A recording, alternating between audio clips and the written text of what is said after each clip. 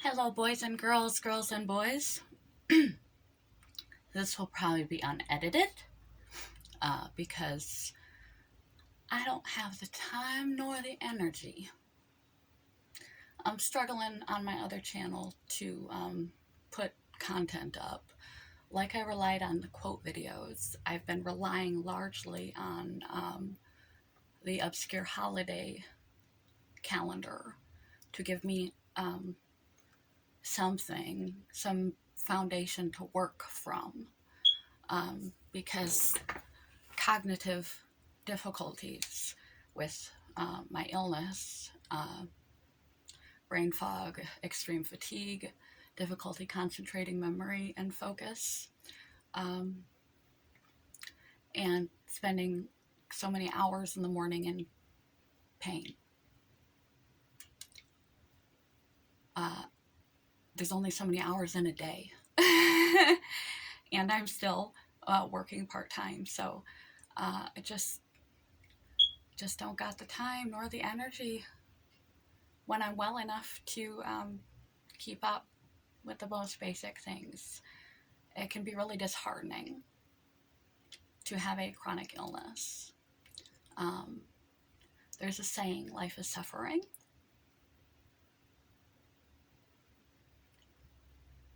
And for those of us with chronic illness, we know this to be true. Mental illnesses included, physical illnesses, especially those with constant pain.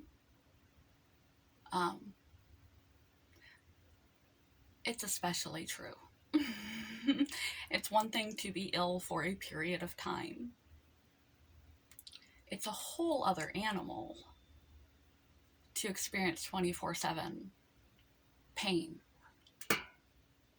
and exhaustion and generally feeling like you have a cold or the flu nonstop for 3 years straight. It's almost inconceivable to the human mind. I've had open surgeries on my lungs twice.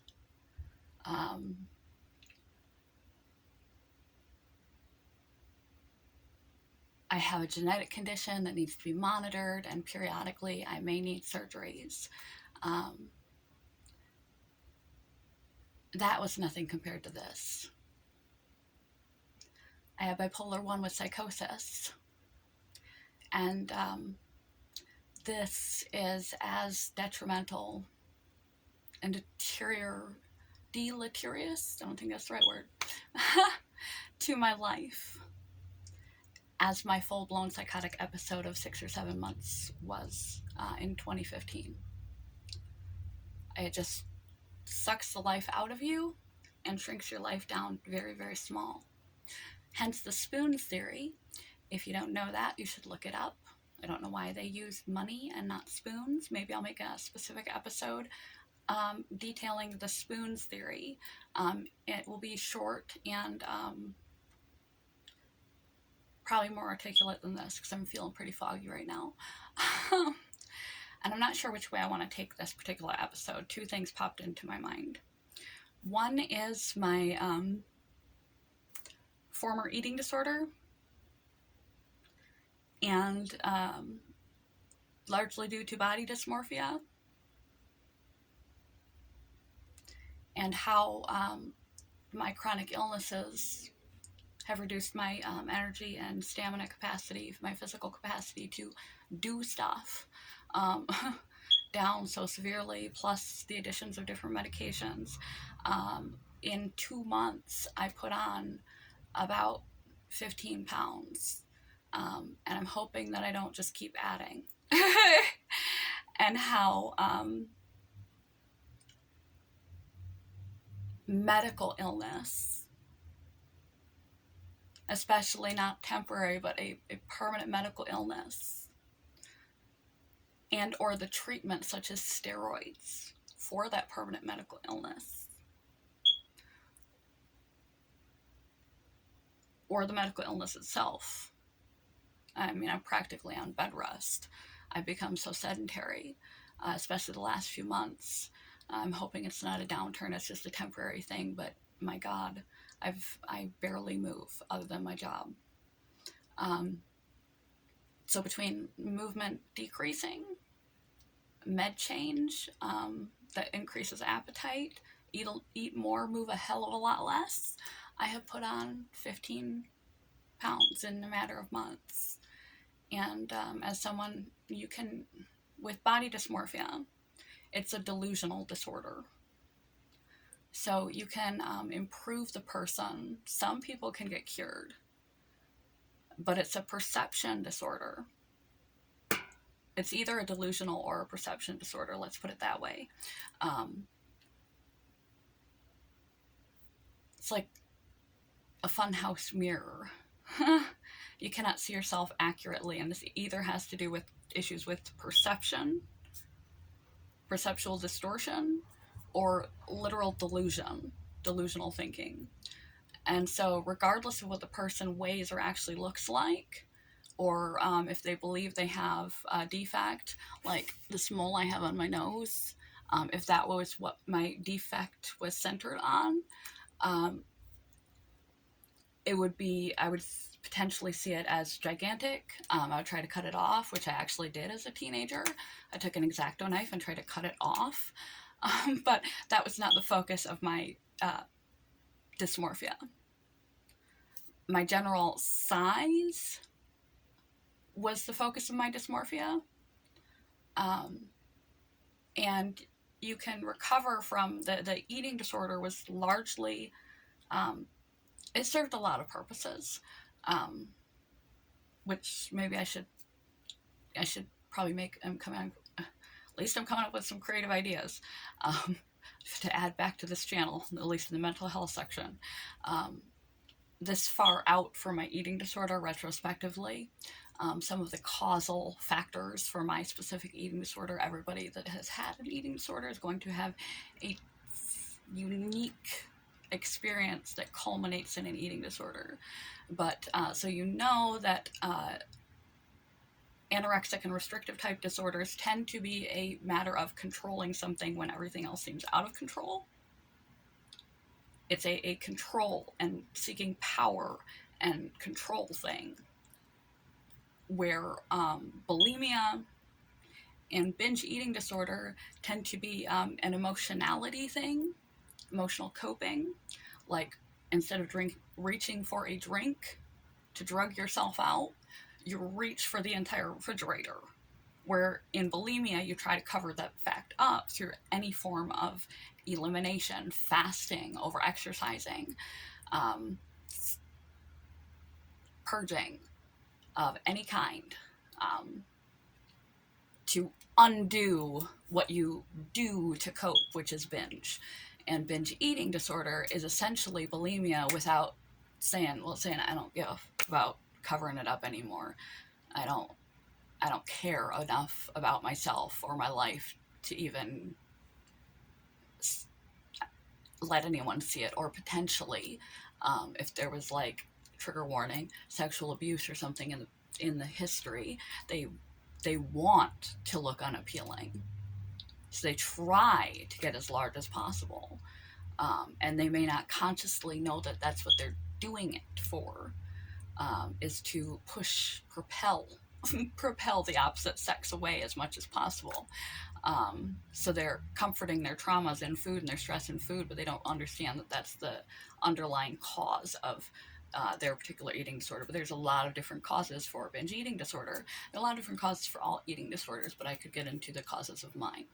So how am I coping?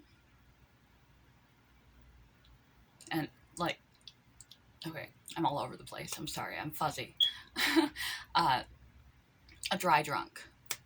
You ever heard of a dry drunk? If you've been around the AA or any circles, you've heard of a dry drunk. If not, it essentially means a person has stopped alcohol, but they are still behaviorally, attitude, their thinking patterns, all the things that led them to use in the first place, an inability to internally mature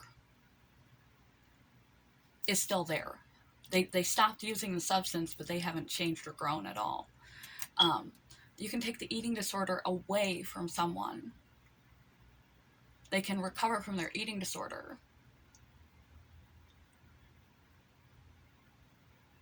but that just creates a vacuum. It's like putting down the drink.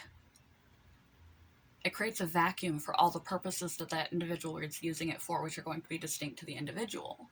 But it creates a vacuum, and you then have to grow and change, and find some other appropriate means to fill those gaps in your life, or you'll just feel a void, rather than a recovery, by just stopping the behavior successfully. Now, when you have a body dysmorphia base beneath this, it makes it that much harder, because I can grow and mature and plug all the holes that my eating disorder was providing for me as much as I want to. But I can't take the sight, I can't take my eyeballs out of my head or twist the circuits in my brain not to see myself the way that I see myself. And with me, what happens is my face looks very strange to me. Especially my cheeks, my eyes look really, really tiny. And I have these big, huge cheeks. And my thighs are like the size of tree trunks. I'm disproportioned. I think curvy women are beautiful. It's not a matter of wanting to be thin. It's a matter of proportion. I am not, when I gain weight, I don't gain it proportionally in my body dysmorphic mind. I gain it in a way that is really unflattering. I get like this bizarre looking face, and just it generally, it just does not sit on me well at all. And so the less of me there is, the less surface area there is, the less agitating that dysmorphia is. Same as if the example I gave with my nose mole.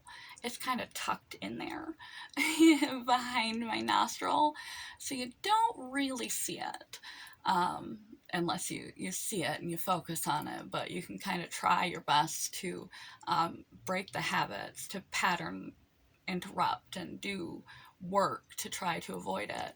If it were bigger, as big as my nose, if it were this big, anytime, I would be in my visual periphery, I'd be aware of it all the time.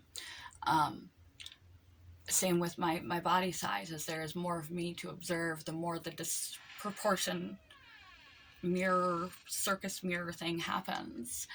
And so my door is opening by itself. Creepy. And so you can't fix that. I mean, some people recover, but stopping the eating disorder didn't stop that. So am I having a hard time adjusting? Am I worried about the future, as far as the stress that it puts on me? As stress is an inflammatory factor, and living with a chronic illness itself is stressful. I already have, and then life, y'all know life is stressful. I already have enough stress that adds inflammation. I don't need to be worrying myself with my body weight and shape.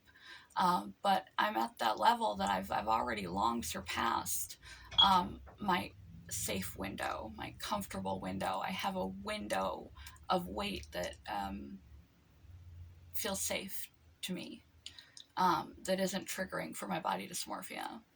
I'm not going to give any numbers because that's not appropriate, but I'm definitely over that. And it's due to my illness. So there's not a damn thing I can really do about it.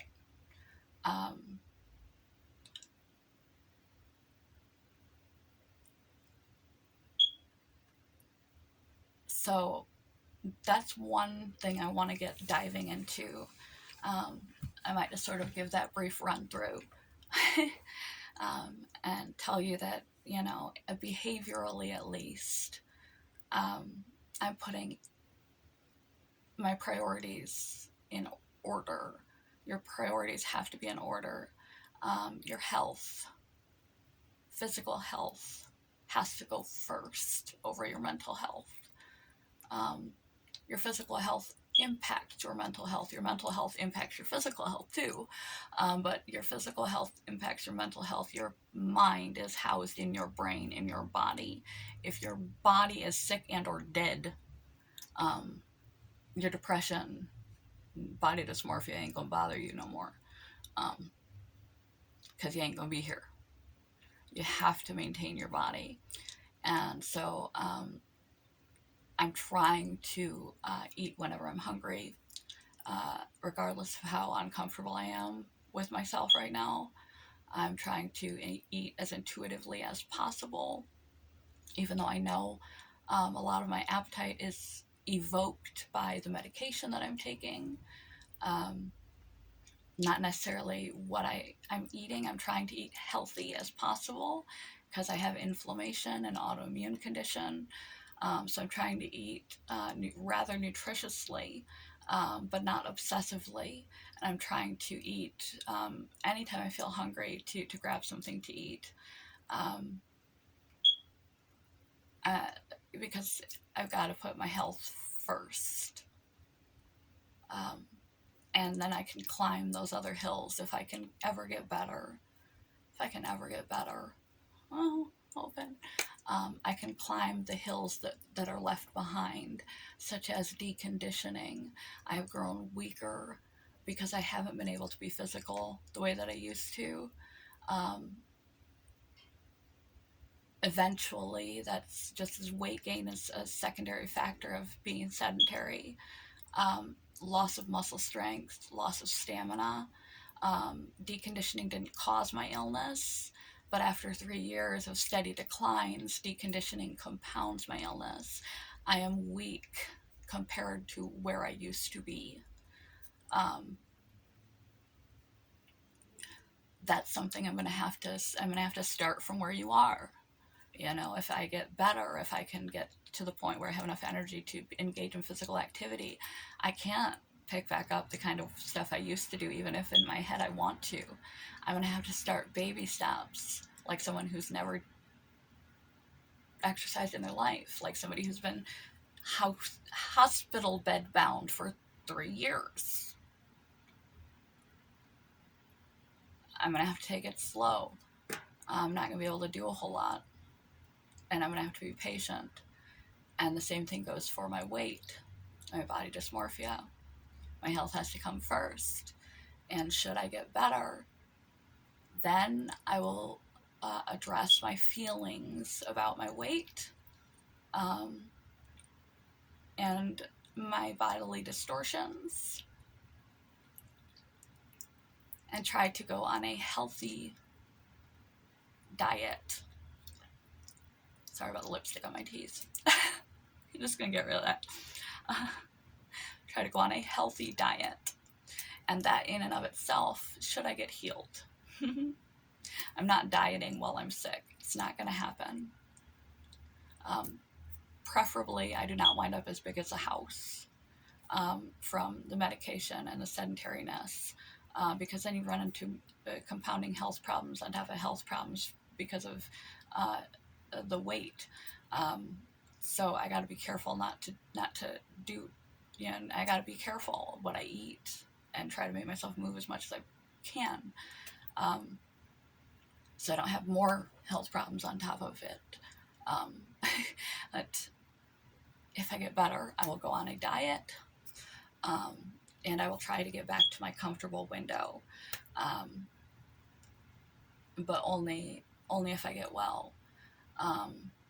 And I will share that journey with you guys as well, because it would be my first time dieting post-recovering from an eating disorder. Basically, since my recovery, I've pretty much eaten freely, and tried to eat rather healthfully, but freely. I haven't tried to do any close monitoring of my food, because that would be triggering. And so triggering as far as triggering me to potentially pick back up on the eating disorder if I become obsessive about what I'm eating, and a diet could lead to that.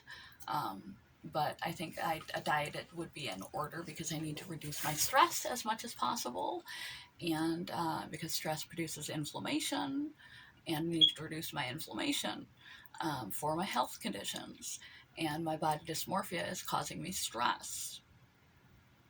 So if I get in my safe window, where it's not triggered, where my mole is tucked safely behind my nose, where I'm at that window where it's not as triggering for me, but I'm still at a healthy weight, then I can go from there with my therapists and stuff and delve more into my body dysmorphia, which I've never, other than being diagnosed with it, delved into why and where and what for and how to work on that. But that's going to be a time from now. But it's definitely playing a role. My eating disorder, my post-eating disorder, my body dysmorphia, my weight gain, my health. It's playing a role on my mental welfare, on my stress level, and on my health. And it's one more aspect of chronic illness that is hard to cope with, that people don't think about often. There's a lot you don't think about until you get one. But it's having body changes, losing lots of weight, gaining lots of weight, gaining weight in strange places like Cushing's disease or from steroids. But your body changes in ways that you can't control. And if you have a history of eating disorders or issues with food, even binge eating disorder, and you have to go on like the autoimmune protocol, I've been considering the Walls diet for the lady that cured her own MS, theoretically, with the food she was eating, and or the autoimmune protocol, or a very, very clean, no gluten, no dairy, no sugar, whole food diet as soon as I get into a position where I can afford to do it, because money is a source of stress when you have chronic illness. So you see, it's important for me to reduce my stress as much as possible. So the weight gain causes me stress because it triggers my BDD. I try not to think about it as much as possible. I try not to look at myself as much as possible. I don't get on scales. I know what I weigh, and I don't want to see it. There's no point in looking at it. It will just make me more depressed about it. I just try to push it out of my mind. First and foremost comes my health. But I don't want to be obsessive about food either.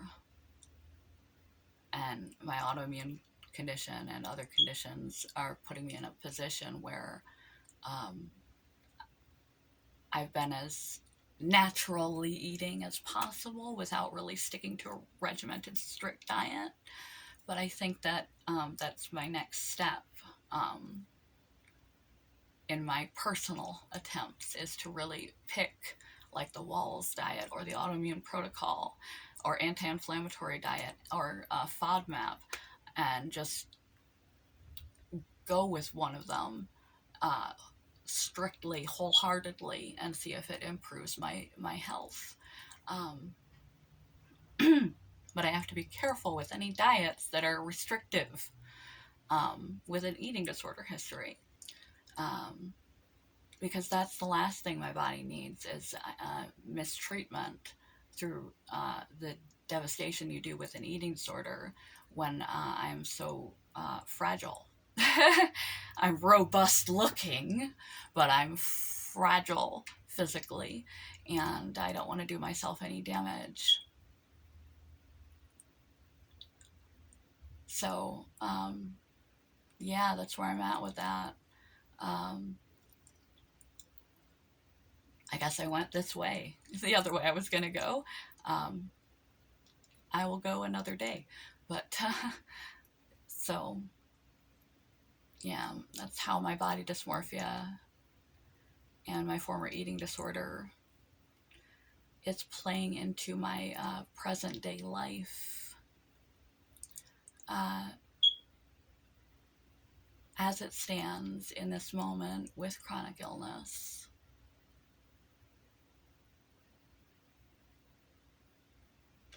It ties together in stress.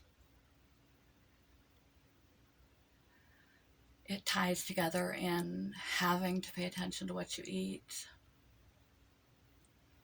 It ties together in you cannot slip back now. It ties together in so many ways. And potentially down the road, depending on how much weight my recovery causes me, my health recovery causes me to put on, to go on a diet for my health. And I had planned to never diet again in my life because I knew that would put me in a situation that could make me fall back into an eating disorder pattern. But I didn't plan on gaining weight and gaining weight and gaining weight and gaining weight. And at this point, we're good, you know. If I get well, this could just come off naturally. But if it continues in an upward trend, I might have to go on a diet, and that could spell disaster for my recovery. So I don't intend it to, but relapses happen. But they're not going to happen until I'm well. Right now, my health has to be my main priority. It's kind of making itself. So, yeah, I don't know if you gleaned anything from this. It's a complicated situation. But if you have chronic illnesses and you have a history of eating disorder, or you have psychiatric illnesses and you're put on medications that cause weight gain, it can be difficult. If you have a medical condition that causes you to really watch your diet, it can be triggering. Even to people who've never had an eating disorder in their life can develop eating disorders such as orthorexia, excessively healthful eating, or anorexia. So be very mindful as you try to naturopath your way back to health, that you don't trigger anything psychologically as best as you can manage that is going to cause you to fall back into self-destructive, health-destructive, life-destructive behaviors. Love you guys. Peace. By the way,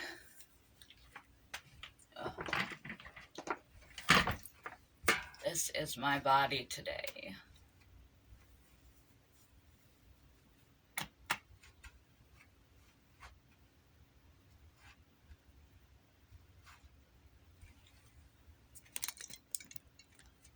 Tip it up so it's not quite so bad.